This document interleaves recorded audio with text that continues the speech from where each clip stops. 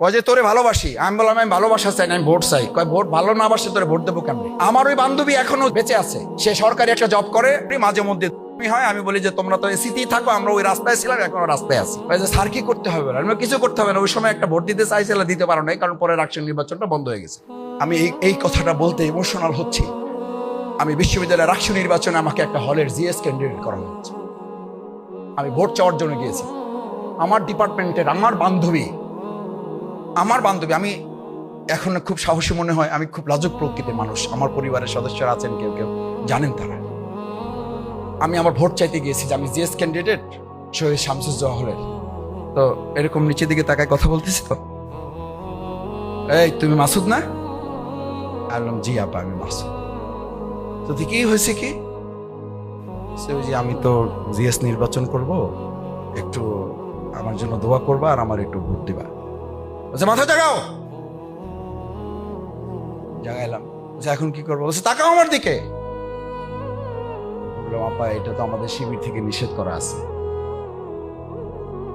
এটা তো শিবির থেকে আমাদের নিষেধ করা আছে, এটা যদি কেউ দেখে তাহলে আমার সাথীপদ থাকবে না।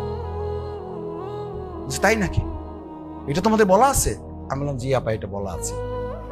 বলছে তাহলে ভোট নেবে কি করে? আমি বললাম এই যে ভোট চাই দিচ্ছে আপনাকে, শরীয়তের সীমা যেন লঙ্ঘন না হয়, কারণ এটা তো শুধু শিবিরের নির্দেশ না, এটা আল্লাহ রসুলের নির্দেশ। একবার কারো দিকে আমাদের বোনদের, আমাদের মায়েদের, এরকম যারা কন্যা সন্তান তাদের দিকে যারা শরীয়তের দৃষ্টিতে তার জন্য জায়েজ নেই, একবার তাকালে আল্লাহ মাফ করবেন, দ্বিতীয়বার তাকানোটা মাফ করবেন না। শুধু বলা হয় যে ওই যে তাকানোটা শফিকুল ইসলাম মাসুদের না, তাকানোটা ইবলিসের। কার? আচ্ছা এটা জামাতের কথা, যে শিবিরের কথা, কার কথা? প্রিয়নবী মুহাম্মদুর। আচ্ছা এইরকম ইবলিস ঢাকায় আছে, পটুয়াখালীতে তো নাই, যে একবার তাকানোর পর দুইবার তাকানোর মতো আল্লাহর ওলি এই সমাজে আর পাওয়া যাবে না। শুধু একবার কোন রকম তাকায় আর চোখ ফিরায় না, কারণ একবার যায়। চোখ ফালাও না কেন? চোখ ফালাই এরপর কি করবো? এরপর তো ইবলিস হয়ে যাবো। একবার যেমন তাকান দিছে, ওর মধ্যে যে ইবলিস ঢুকে গেছে ওই হুঁশার তার নাই। আমার অভিভাবক বৃন্দ, আপনাদের কষ্ট বাড়াতে চায় না। বাংলাদেশ ইসলামী ছাত্র শিবিরে ইবলিসপনা থেকে একজন যুবককে বাঁচানোর জন্য আমাকে যখন এই কথা বলেছে, আমি যখন বললাম আপা আমি যদি আপনার দিকে তাকাই আমি আপনার ভোট নেব না, আমি আপনার ইজ্জত নেব, আমার এটা ভিডিও ক্লিপে ভাইরাল কথা আছে। আমি যদি চোখ দিয়ে আপনার দিকে তাকাই, আপনার দৃষ্টির দিকে তাকাই, আপনার চেহারার দিকে তাকাই, আপনার শরীরের দিকে তাকাই, ইসলাম বলছে আমার মধ্যে কুপ্রবৃত্তি আমাকে সব সময় দাবিত করে। এটা একজন পীর সাহেব এটা বললে হবে না, এটা আমরা তো পীরের এলাকার লোক, সব পীর তো আমাদের এলাকা আলহামদুলিল্লাহ, পীরদের প্রতি শ্রদ্ধা রেখে বলছে। আমার এক পীর বলছিল, ওই পীরের নাম বললাম না, বলছে মাসুদ কোন লোক যদি বলে যে কোনো কন্যা কোনো নারী দেখার পরও তার কোনো সেন্স পরিবর্তন হয় না, তাহলে ওর পিছনে নামাজ পড়া হারাম। ওর পিছে আমি বললাম হুজুর এটি কি করলেন? কিন্তু আল্লাহর ওলি, কিন্তু বিরাট ব্যাপার স্যাপার, যে কোনো তার চেঞ্জ নাই, কোনো তার ইয়ে নাই, ইমোশন নাই, বিরাট ব্যাপার, আল্লাহর সাথে ডাইরেক্ট লাইন। বলছে ডাইরেক্ট না, ওটা ইবলিসের সাথে ডাইরেক্ট লাইন। কারণ প্রথম কথা হলো মিথ্যা কথা বলছে, কারণ এটা হলো আল্লাহ দেওয়া নিয়ম, এই নিয়মটাকে সে অস্বীকার করছে। দুই হইলো তাহলে তার মধ্যে পুরুষত্ব নাই, আর এরকম পুরুষত্ব না থাকলে ইমামের জন্য জায়েজ নেই। তিন নম্বর কারণে, যে কারণে নামাজ পড়বা না, সেটা হলো এই আল্লাহদ্রোহী, এই আল্লাহর আইনের বিপরীতে সে দাঁড়িয়ে গেছে। এর পেছনে নামাজ তিন কারণে পড়া জায়েজ নেই। আমার মায়েরা, আমার শিক্ষক মন্ডলী, আমার সুধী মন্ডলী যারা সন্তানদেরকে নিয়ে এসেছেন, আমি আমার ওই বোনকে বলেছিলাম আমার ভোট দরকার নাই, আপনার ইজ্জতে রক্ষা চাই। বলছে যে তোরে ভোট দেবো না, তুই খারা, তোরে এখন চা খাওয়াবো। আমি বললাম এই আগে তুমি ছিলে, এখন তুই। আমি ডাকতেছি, আপনি কয় যে তোরে ভালোবাসি, কয় যে তোরে ভালোবাসি। আমি বললাম আমি ভালোবাসা চাই না, আমি ভোট চাই। কয় ভোট ভালো না বাসে তোরে ভোট দেবো কেমনি? আমার ভাইয়েরা, আমার বোনেরা, আমার মায়েরা, হাসার জন্য এটা বলে নাই, একটু যোগ করলাম। বেসিক্যালি আমার ভিডিও পাবেন এটা। আমার ওই বান্ধবী এখনো বেঁচে আছে, সে সরকারি একটা জব করে, আমি এখানে করি, মাঝে মধ্যে দুষ্টমি হয়। আমি বলি যে তোমরা তো এসিতেই থাকো, আমরা ওই রাস্তায় ছিলাম, এখনো রাস্তায় আছি। স্যার কি করতে হবে বলেন? কেন হে মনে করছে আমি এমপি মন্ত্রী হয়ে কি যে একটা করে আলাম। স্যার কি করতে হবে? আমি কিছু করতে হবে না, ওই সময় একটা ভোট দিতে চাইছিল, দিতে পারো নাই, কারণ পরে রাষ্ট্রীয় নির্বাচনটা বন্ধ হয়ে গেছে। বলেছে এই কারণে সে তখন বলেছিল তোরে ভালোবাসি, শুধু তোরে ভোটও দেব, তোরে ভালোবাসি, কারণ যে আমার ইজ্জতের সুরক্ষা দেবে সেই হচ্ছে আমার ভাই, তাকেই ভালোবাসা। ইসলামী ছাত্র শিবির কোনো গার্লফ্রেন্ড বয়ফ্রেন্ড তৈরি করে না। ইসলামী ছাত্র শিবির শিক্ষা প্রতিষ্ঠানে ভাই এবং বোন তৈরি করে, মাঝখানে ইসলামের দেয়াল তৈরি করে একটা সুরক্ষা দিয়ে দিতে চায়। আমরা ভাই বোন, আমার বোনের ইজ্জত রক্ষা করা যেমন আমার দায়িত্ব, আমার এই কন্যাদের ইজ্জত রক্ষা করা ছাত্র শিবির দায়িত্ব মনে করে। ওমর রাদিয়াল্লাহু তাআলা ইসলাম গ্রহণ করার আগে কি ছিল? সবচেয়ে জঘন্য মানুষ ছিল, পশু ছিল। সেই ওমর যখন ইসলাম কবুল করেছে, ইসলামী ছাত্র শিবির বানানো কোনো হিস্ট্রি না এটা। সেই ওমর যখন ইসলাম কবুল করলো, সুন্দরী রমণী যুবতী সব সুসজ্জা করা লোক তার সামনে রাত্রিবেলায় হাজির। প্লিজ লেটস গো, চলেন। কোথায় যাবেন? What is the definition of Islam? What is the nature of Islam? What is the beauty of Islam? What is the structure of Islam? You know, তোমাকে জানতে হবে, এটা জানতে হবে। সেই ওমরই বলল, ওই মহিলা থরথর করে রাস্তায় কেঁপে পড়ে যাওয়ার অবস্থা। কিন্তু হিস্ট্রি কি বলে? হিস্ট্রি বলে ওই কন্যা, ওই সুন্দরী রমণী যুবতী বললো যে তোমার হাত থেকে তো রক্ষার আর কোনো উপায় নাই, আমার স্বর্ণ গহনা যা আছে সব নিয়ে নাও, আল্লাহর রাস্তায় আমার ইজ্জতটা বাঁচাও।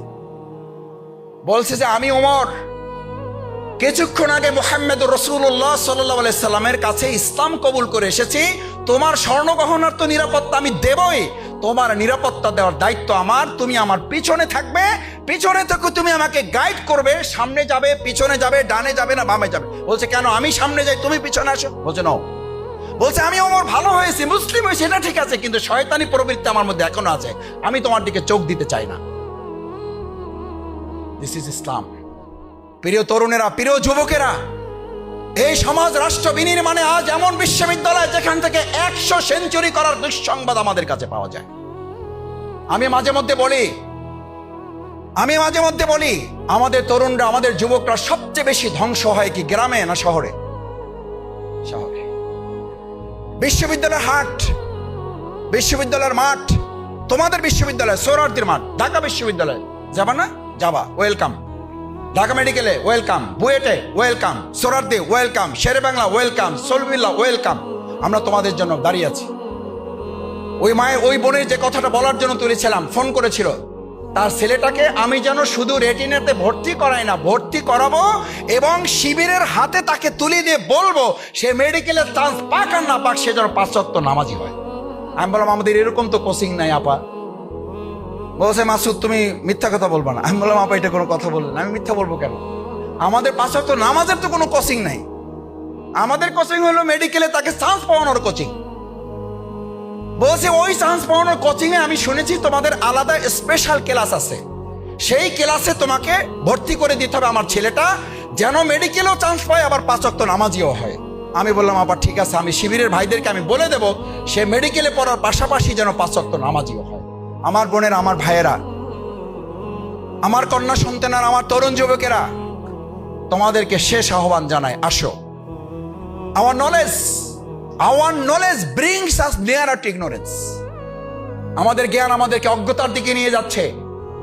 Our ignorance brings us nearer to death. আর এই অজ্ঞতা আমাদেরকে বিপদের দিকে না, আমাদেরকে মৃত্যুর দিকে ধাবিত করছে। এখান থেকে বাঁচার জন্য বাংলাদেশ ইসলামী ছাত্র শিবির তোমাদেরকে আহ্বান জানায়, আসো। বাংলাদেশ ইসলামী ছাত্র শিবির আজকের এই সমাজের জন্য একটা পরিপূর্ণ বিশ্ববিদ্যালয়ের নাম। সেই বিশ্ববিদ্যালয় তোমাদের সবাইকে ভর্তি হওয়ার জন্য না, সেই বিশ্ববিদ্যালয়ের সাথে সম্পৃক্ত থেকে সৎ, যোগ্য, দক্ষ নাগরিক বিনির্মাণ করা। আজকের উপদেষ্টারা, প্রধান উপদেষ্টা, অন্যান্য উপদেষ্টারা স্ট্যাটাস দিচ্ছেন না, শুধু এই আপনাদের মিডিয়ার সামনে বলছেন ভাই ভালো কিছু করতে চাই, ভালো কিছু হাতে নাই, ভালো কিছু করতে চাই, ভালো কিছু হাতে নাই। যাদেরকে দিয়ে কাজ করাবো তারা আকণ্ঠ দুর্নীতিতে নিমজ্জিত। What can I do? You have to do. আমরা তখন বলেছিলাম একটাই দায়িত্ব, সেটা হচ্ছে সৎ এবং যোগ্য দক্ষ লোক তৈরি করা। আমি শেষ কথা বলি, এই মোবাইলে তুমি সার্চ দাও, আজকে ক্যারিয়ারের কথা আলোচনা ঘন্টার পর ঘন্টা করতে পারো। মায়েরা, বাবারা ভালো করে খেয়াল করেন, আপনি ডাক্তারের জন্য এখন এখানে অনলাইনে সার্চ দেন, কত ডাক্তার লাগবে, কত অভিজ্ঞতা লাগবে, কত চিকিৎসা লাগবে, সব এখানে পাবেন। সার্চ দেন, এখানে বসে পাবেন।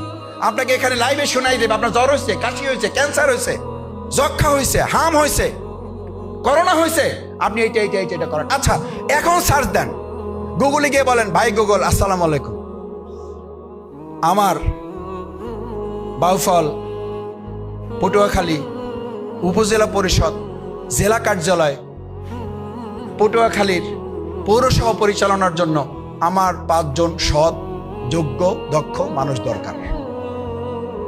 যদি বিশ্বাস না হয়, আমার চাইটি এক্সপার্ট এখানে আছে, যাও সার্চ দিলে সৎ মানুষ দরকার, 5 জন সৎ মানুষ দরকার, 3 কোটি টাকা দেবো, লিখে দাও, সার্চ দাও গুগলে। ওই বেটা তোমাকে নিয়ে যাবে ক্লাস 7-এর সততার ক্লাস। তার মানে হচ্ছে গোটা পৃথিবী তথ্য প্রযুক্তিতে অনেক দূর চলে গেলেও সততার জায়গায় এখন পর্যন্ত গুগল আছে। কোন ক্লাসে? কোন ক্লাসে গুগল? বিশ্বাস না হলে এখন সার্চ দাও, বাড়িতে গিয়ে সার্চ দিয়ে দেখো। এই জায়গায় গুগলকে অতিক্রম করে ইসলামী ছাত্র শিবির এই দেশ পরিচালনায় 2 জন মন্ত্রী উপহার দিয়েছিল। তারা বলেছিল, আমরা 3টা মন্ত্রণালয় চালিয়েছি, 2 টাকার দুর্নীতি করেছে, প্রমাণ করতে পারলে আমরা এখান থেকে চলে যাব। This is Bangladesh, this is Bangladesh ইসলামী ছাত্র শিবির। এটা হচ্ছে ছাত্র শিবিরের অর্জন। আসো, সেই অর্জনে তোমরা যখন আরো মিলিত হবে, তখন আমরা সমৃদ্ধ একটা বাংলাদেশ বিনির্মাণ করতে পারবো। সেই সমৃদ্ধ বাংলাদেশ বিনির্মাণে তোমাদের সাথে আমরা যাত্রী হতে চাই। আমরা তোমাদের সাথে নিব না, তোমরা যাবে, তোমাদের পিছনে আমরা হাঁটবো। সেই বাংলাদেশের নেতৃত্ব তোমরা দেবে, সেই প্রত্যাশা ব্যক্ত করে শিক্ষক মণ্ডলী, অভিভাবক বৃন্দ যারা আছেন, সবাইকে ধন্যবাদ জানিয়ে আমার কথা শেষ করছি। আল্লাহ।